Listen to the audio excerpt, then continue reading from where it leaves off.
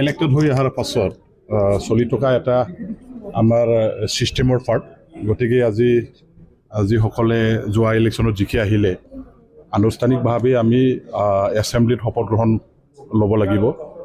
ইয়াৰ পাছতহে আমি এজন জনপ্ৰতিনিধি হিচাপে স্বীকৃতি মানে পাম।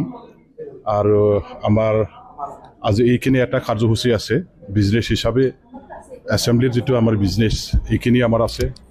শপত গ্ৰহণ অনুষ্ঠানৰ পাছত বাকী পিছত যিখিনি কাম হ'ব এইটো এছেম্বলিৰ যিটো বিজনেছ ওলাব। ইয়াৰ পিছতহে আমি আমাৰ প্ৰতিনিধিবিলাকৰ পাৰ্টিচিপেশ্যন আৰু নিজৰ যিবিলাক মানে কৰ্তব্য সেইখিনি আমি হাতত লৈ পেলাই কাম কৰিব পাৰিম।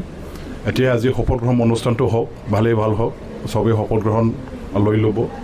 আৰু আমাৰ এছেম্বলি হিচাপে এতিয়া ষ্ট্ৰং এছেম্বলি যিহেতু আমি পাইছোঁ, গতিকে মই ভাবোঁ এইবাৰৰ যিটো আমাৰ চৰকাৰ এই এছেম্বলিখনত আমি আলোচনা বিলোচনা কৰি BTC এটা শক্তিশালী অঞ্চল হিচাপে গঢ়ি তুলিবৰ কাৰণে আৰু BTC অঞ্চলত বসবাস কৰা সকলো জাতি জনগোষ্ঠী ধৰ্মাৱলম্বী মানুহবিলাকৰ হকে আমি সঠিকভাৱে কাম কৰিব পাৰিম।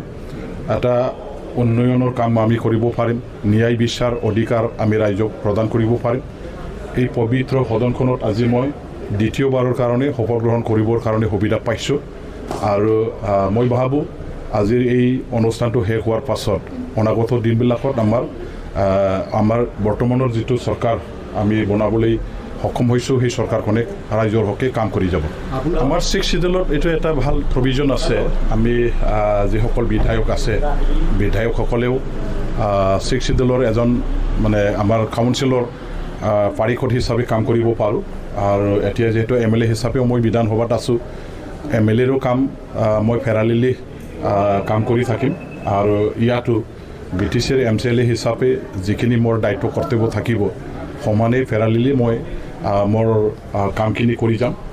আৰু দুটা দায়িত্ব ইমান মোৰ কাৰণে ডাঙৰ নহয়।